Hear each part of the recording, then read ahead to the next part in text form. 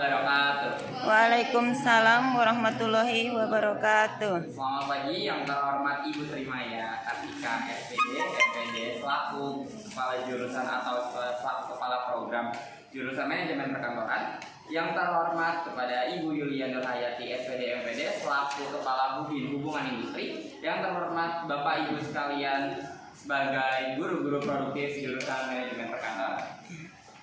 Baik, dan teman-temanku yang sekalian saya banggakan, puji syukur kita hadirat Allah Subhanahu wa Ta'ala karena atas nikmatnya dan rahmatnya, kasih sayang serta izin dan semua dapat berkumpul di sidang praker pada hari ini.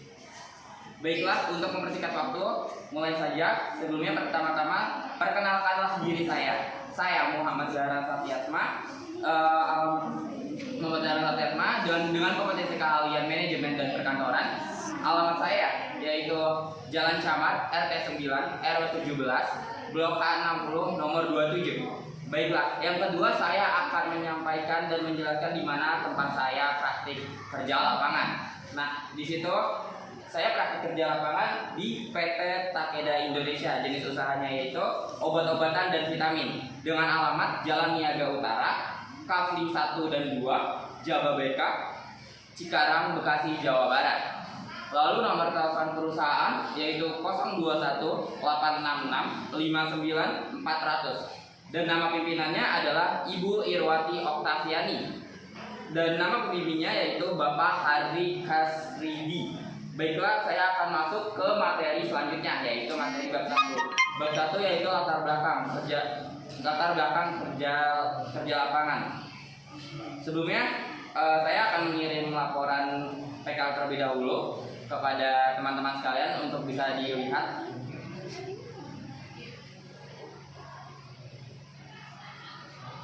Sebentar. Oke, mungkin sudah. Lanjut. Tadi latar belakang. Nah, yang melatar belakangi saya praker ini yaitu adalah pertama, ada praker ini merupakan program salah satu rangka yang memenuhi kebutuhan untuk kelulusan pada masa tingkat SMK yaitu sekolah menengah kejuruan. Dan praker ini adalah program sekolah kejuruan bahwa siswa harus diharuskan untuk melaksanakan program ini untuk syarat kelulusan. Lalu tujuannya dilaksanakan praker ini. Nah, tujuan dilaksanakan praker ini saya sebagai bagian dari penerapan ilmu yang sudah diperoleh, terus untuk meningkatkan kualitas pada diri saya. Lalu untuk menambahkan wawasan dan pengetahuan dalam bidang kejurusan selama saya menempuh di pendidikan SMK. Lalu melatih diri agar lebih berkembang, menerapkan materi yang sudah dapat di sekolah ke dunia nyata. Lalu melatih dan menghargai waktu bahwa waktu adalah uang. Manfaat praker ini. Yang pertama, meningkatkan keahlian profesional di dalam diri sendiri, meningkatkan rasa percaya diri, meningkatkan inisiatif dan kreativitas, memahami pentingnya menjaga tingkah laku, emosi, dan etika saat terjun di dunia industri. Lalu setelah lulus sekolah dengan praktik kerja laporan, tidak memerlukan waktu latihan lanjutan dan mencapai tingkat keahlian siap kerja. Jadi manfaat praker ini, kalau ketika kita prakerin kita sudah lulus akan siap kerja karena sebelumnya sudah dilatih dalam praktek kerja lapangan ini. Lanjut ke waktu pelaksanaan prakerin saya. Waktu pelaksanaan prakerin saya yaitu selama 4 bulan dari tanggal 11 Agustus 2023 sampai 16 Desember 2023 dengan waktu kerja dari hari Senin sampai Jumat dengan pukul 08.00 sampai 17.00. Lalu kegiatan siswa setelah prakerin. Nah, kegiatan siswa setelah prakerin ini biasanya harus menyusun laporan kepada pembimbing, menyusun laporan akhir, mengikuti kembali proses kegiatan belajar mengajar di sekolah. Lanjut ke bab kedua, yaitu saya akan menjelaskan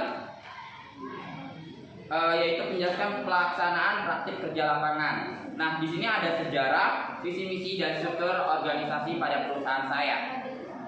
Yang pertama saya akan menjelaskan yaitu sejarah perusahaan kami.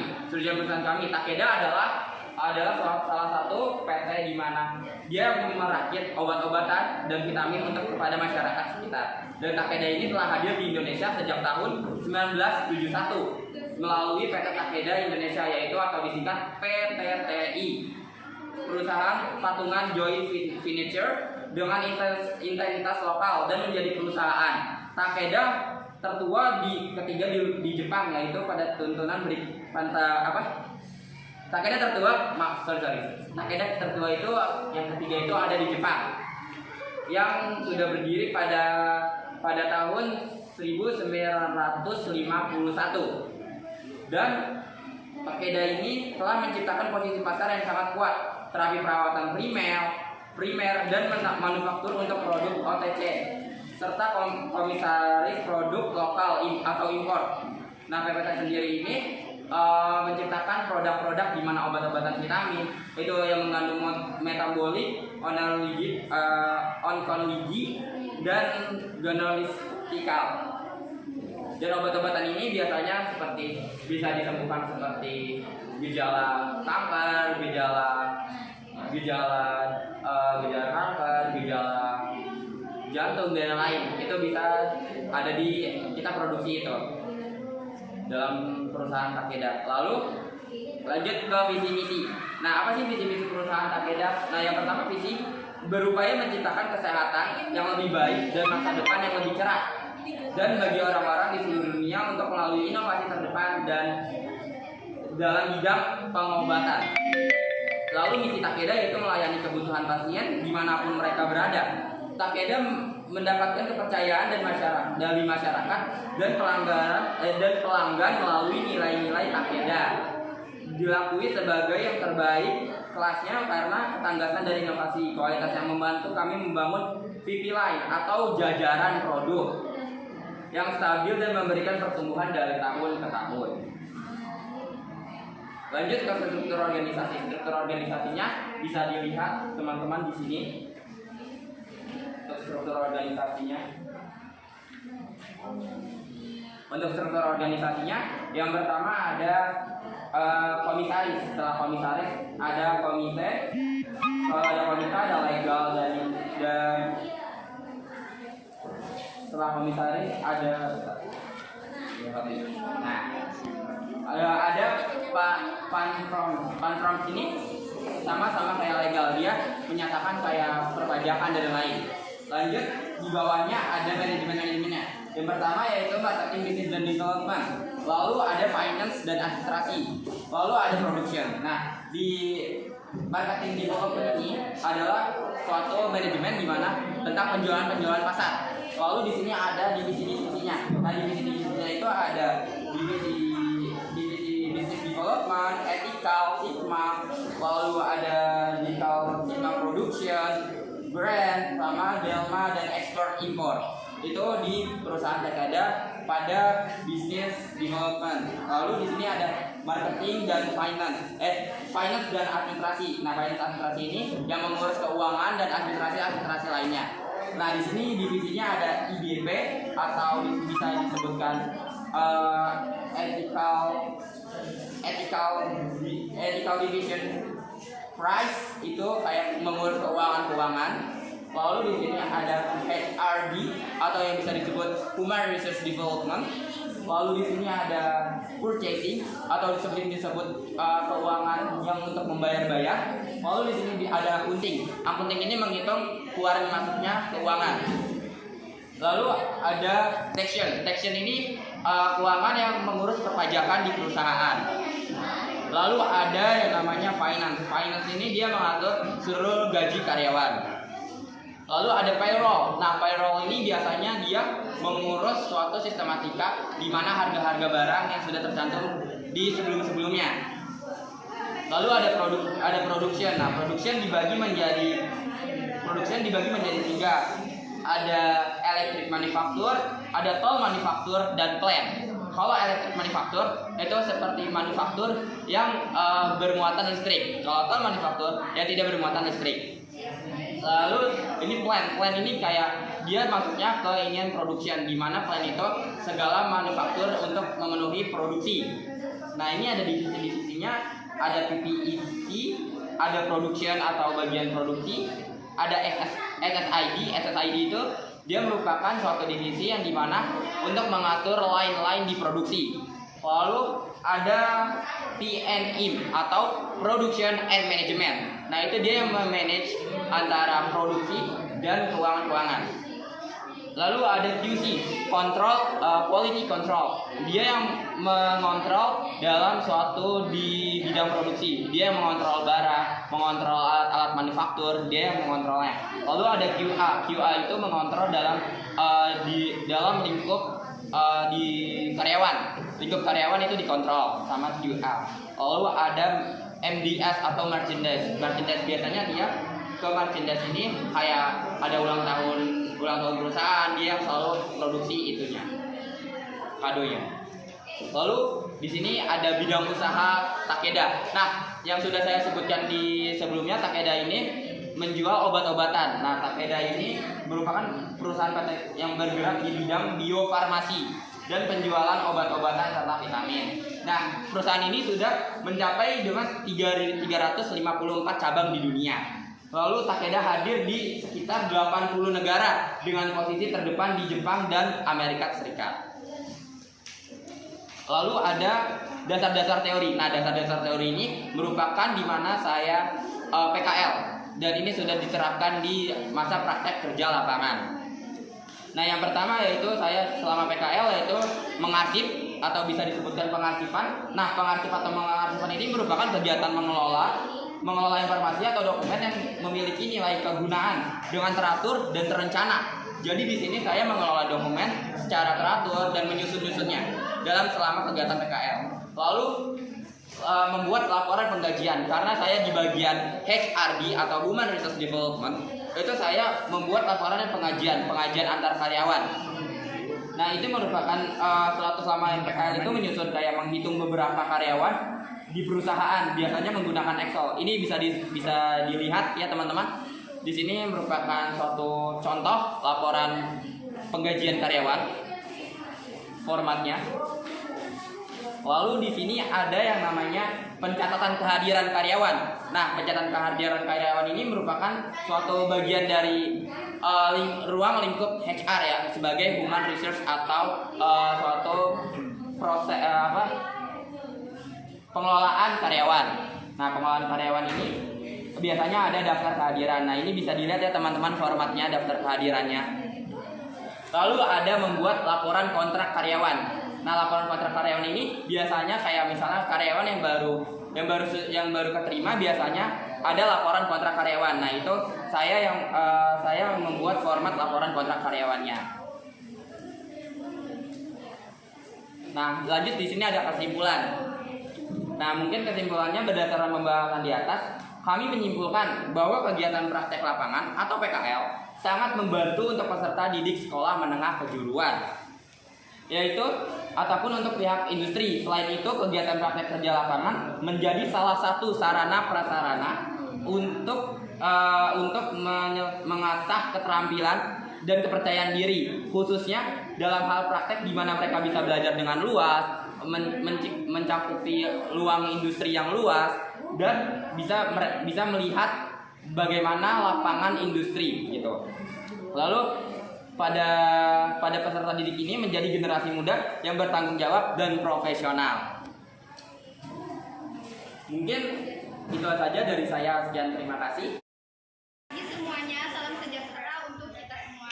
Puji syukur selalu saya panjatkan kepada Allah Subhanahu wa taala atas karunia-Nya dan nikmatnya sehingga saya bisa berdiri di sini untuk melakukan presentasi terkait hasil penelitian praktik kerja lapangan saya. Yang saya hormati Bapak Kepala Sekolah Bapak Mahmud SPD selaku Kepala Sekolah SMK Negeri 1 Tambun Selatan. Yang saya hormati Bapak David Mitra SPD selaku Wakil Kurikulum SMK Negeri 1 Tambun Selatan. Yang saya hormati Bu Yulia Nurhayati SPD selaku Wakil Kepala Sekolah Hubungan Industri SMK Negeri 1 Tambun Selatan. Yang saya hormati Ibu Trimaya Kartika SPD selaku Kepala Jurusan Manajemen Perkantoran. Dan yang saya hormati Ibu Sudarmi SPD selaku guru pembimbing yang selalu menuntun saya dalam pembuatan laporan PKL sehingga hari ini saya dapat mengikuti sidang.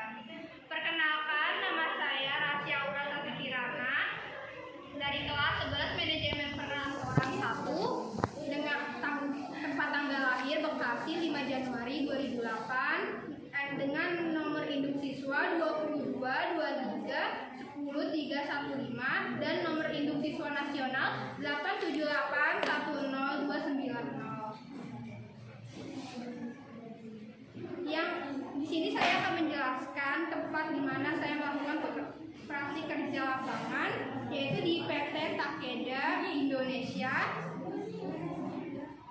PT Takeda Indonesia yang beralamat di Jalan Niaga Utara, Kapling 12, Jababeka 2, Cikarang Utara, Bekasi, Jawa Barat. Saya memulai PKL pada tanggal 11 Agustus 2022 sampai 16 Desember 2022 dengan pembimbing Bapak Ibu Adriana dan Bapak Harley Kristiadi di divisi akuntansi. Sebelumnya saya ingin menjelaskan latar belakang apa itu prakerin. Prakerin adalah suatu program dalam rangka memenuhi tuntutan dunia kerja atau usaha pada masa kini dan masa mendatang, khususnya persyaratan yang diharuskan pada bidang studi di sekolah menengah kejuruan, sehingga diperlukan suatu kerjasama antara dunia pendidikan dan dunia industri untuk memenuhi tuntutan tersebut. Tujuan dilaksanakannya prakerin adalah untuk meningkatkan kualitas dan aktivitas siswa dan siswi sebagai bagian dari penerapan ilmu yang diperoleh dan untuk menambah wawasan dan pengetahuan serta pengalaman bagi siswa-siswi mengenal dunia industri. Setiap kegiatan dilakukan pasti memiliki manfaat. Demikian pula dengan manfaat kegiatan prakerin yang telah dilaksanakan. Adapun manfaat prakerin yang telah penulis lakukan diantaranya meningkatkan keahlian profesional pada tingkat yang lebih tinggi, meningkatkan rasa percaya diri, melatih diri agar lebih disiplin, bertanggung jawab, dan lebih menghargai waktu. Dan di sini saya ingin menjelaskan sejarah dari PT Takeda. Takeda telah hadir di Indonesia sejak tahun 1971 melalui PT Takeda Indonesia atau yang disingkat PTTI, perusahaan patungan joint venture dengan entitas lokal dan menjadi perusahaan Takeda tertua ketiga di luar Jepang. Pada tahun-tahun berikutnya, Takeda melalui PTTI telah menciptakan posisi pasar yang kuat dalam terapi perawatan primer dan manufaktur untuk produk OTC serta komersialisasi produk lokal dan impor. PTTI memiliki fokus pada obat resep dokter yang meliputi terapeutik areasi, kardiovaskular, dan metabolik, onkologi, gastrointestinal, anti-hemoroid, anti-insomnia, serta produk OTC atau bebas yang boleh dijual langsung kepada konsumen tanpa resep dokter. Produk OTC Vitamin merupakan produk unggulan yang memimpin pasar vitamin C sweetlist di Indonesia.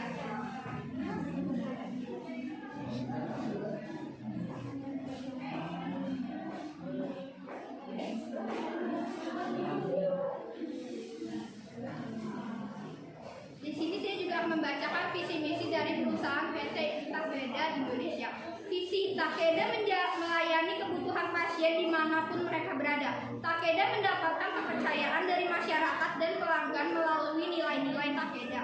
Takeda diakui sebagai terbaik di kelasnya karena ketangkasan dan inovasi kualitas yang membantu kami membangun IPLIS atau jajaran penduduk yang stabil dan memberikan pertumbuhan dari tahun ke tahun. Misi Takeda adalah upaya menciptakan kesehatan yang lebih baik dan masa depan yang lebih cerah bagi orang-orang di seluruh dunia dari tahun ke tahun.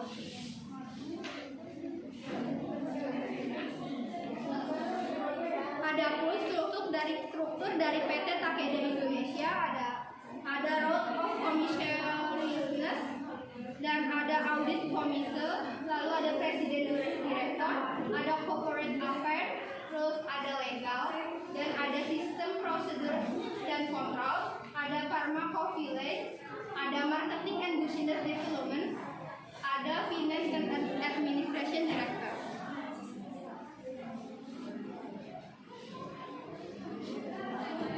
Lanjut di sini saya akan menjelaskan bidang usaha yang ada di bidang usaha PT Takeda Indonesia. PT Takeda Indonesia merupakan PT yang bergerak di bidang biofarmasi dan penjualan obat-obatan serta vitamin untuk masyarakat.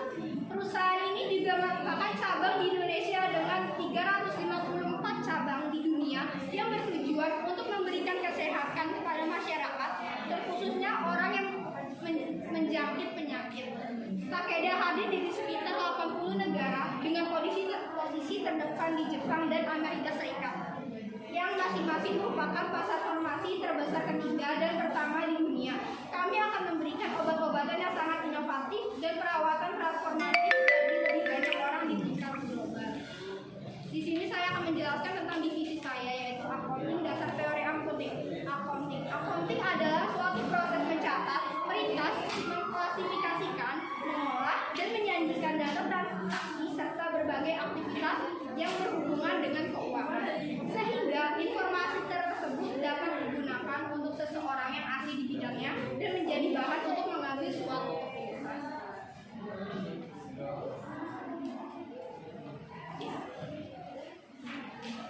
Dasar-dasar teori accounting ada satu, yaitu teori positif akuntansi. Teori ini menjelaskan fenomena akuntansi atas dasar pengamatan empiris pada setiap aktivitas keuangan di perusahaan atau lembaga. Dalam praktiknya, teori jenis ini berusaha mencari hal-hal yang baik dan tepat untuk menghasilkan keuntungan atau kebaikan semaksimal mungkin. Yang kedua, ada teori normatif akuntansi. Teori ini menjelaskan fenomena akuntansi untuk menjustifikasi dan membenarkan standar akuntansi dengan tujuan yang harus dicapai atas kehadiran dan pembentukannya. Dalam tataran semiotika yang mengkaji teori umum tentang tanda-tanda dan simbol-simbol dalam sidang linguistik, teori akuntansi dibedakan menjadi tiga. Satu, teori sintaktik, yaitu teori yang membahas tentang laporan keuangan dan memberi penawaran tentang mengapa data atau informasi bisa disajikan dengan cara tersebut. Kedua, ada teori semantik, yaitu teori yang menjelaskan tentang perhatian pada masalah-masalah, tanda atau simbol yang digunakan sebagai bentuk pengukuran dan penyajian kegiatan operasi dan objek fisik pada perusahaan dalam bentuk laporan keuangan.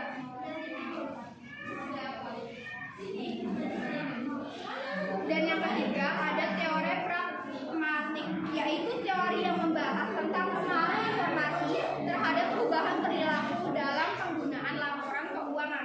Teori ini menjelaskan bagaimana reaksi pihak yang dituju oleh informasi-informasi akuntansi yang digunakan secara tepat.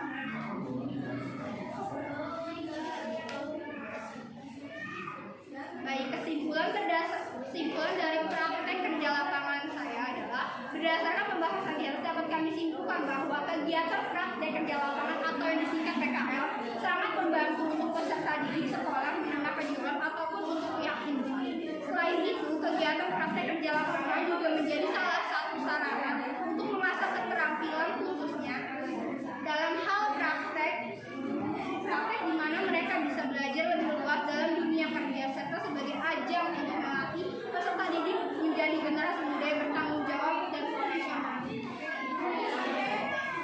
Sekian presentasi dari saya. Terima kasih untuk Bapak, Ibu guru dan teman-teman yang sudah hadir dalam sidang hal ini. Kata saya ucapkan terima kasih yang ingin bertugas untuk membantu mereka keuangan atas penjualan produk. Warahmatullahi wabarakatuh. Waalaikumsalam warahmatullahi wabarakatuh. Selamat pagi. Alhamdulillah wassalatu wassalamu ala asyrafil anbiya'i wal mursalin wa ala alihi wa sahbihi ajma'in. Yang kami hormati Kepala SMK Negeri 1 Tambun Selatan Bapak Mahmud SPD. Yang kami hormati Wakil Kepala Sekolah Bidang Kudim SMK Negeri 1 Tambun Selatan Ibu Yulia Nurhayati SPD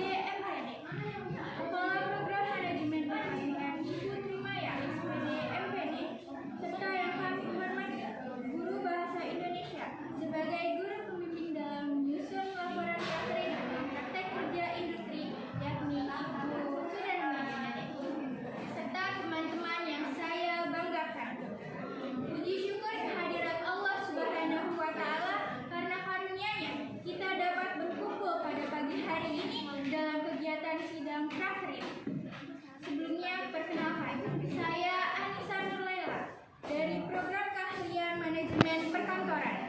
Nomor induk sekolah RIS 222310 asal sekolah dari SMK Negeri 1 Tambun Selatan, Divisi Korporat Resepsionis. Sebelumnya, kegiatan praktek kerja lapangan ini dimulai pada periode 10 November 2023 sampai 29 Mei 2023. Jam operasional berlangsung pada pukul 8 sampai 3 sore waktu Indonesia bagian Barat, dari hari Senin sampai hari Jumat. Pentingnya program praktik kerja lapangan sebagai faktor yang mendasar dalam bidang pendidikan dan telah mampu menambah wawasan serta pengalaman untuk peserta didik. Tujuan Prakrin adalah yang pertama, merasakan atmosfer dari kerja. Yang kedua adalah mengasah keterampilan. Dan yang ketiga adalah membangun hubungan profesional dengan industri. Yang keempat adalah mengembangkan sikap profesionalitas kita. PT AHM atau Astra Honda Motor adalah perusahaan yang bergerak di bidang manufaktur, perakitan, dan juga distributor sepeda motor dengan merek dan tipe Honda. Visi misi perusahaan, misi menjadi perusahaan sepeda motor terkemuka di Indonesia yang memberikan kontribusi positif terhadap masyarakat dan juga lingkungan. Misinya yang pertama adalah memberikan produk yang berkualitas tinggi. Yang kedua adalah pemberdayaan masyarakat. Yang ketiga adalah perekonomian pada pelestarian lingkungan. Selama saya PKL atau praktik kerja industri, saya berperan sebagai divisi resepsionis.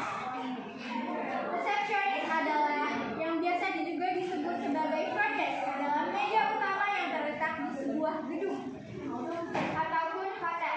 Fungsinya sebagai tempat bertemunya konsumen dari pihak perusahaan ataupun pertama kalinya klien bertemu dengan pihak yang berkepentingan dalam berkenaan mengenai perusahaan. Kegiatan dari seorang resepsionis yang pertama adalah melayani tamu. Sudah tidak asing lagi bahwa resepsionis biasanya terdapat di depan perusahaan atau di dalam gedung, namun terdapat di depan karena dia adalah seorang yang memberikan kesan positif agar perusahaan memiliki citra yang baik di muka masyarakat. Selanjutnya adalah melakukan telepon masuk dan telepon keluar, bukan hanya mengenai komunikasi secara langsung dengan klien ataupun tamu khusus dan tamu umum, namun resepsionis juga melakukan telepon masuk dan telepon keluar. Jadi resepsionis melakukan komunikasi lisan dan juga komunikasi tulisan melalui perusahaan email. Selanjutnya adalah administrasi sederhana.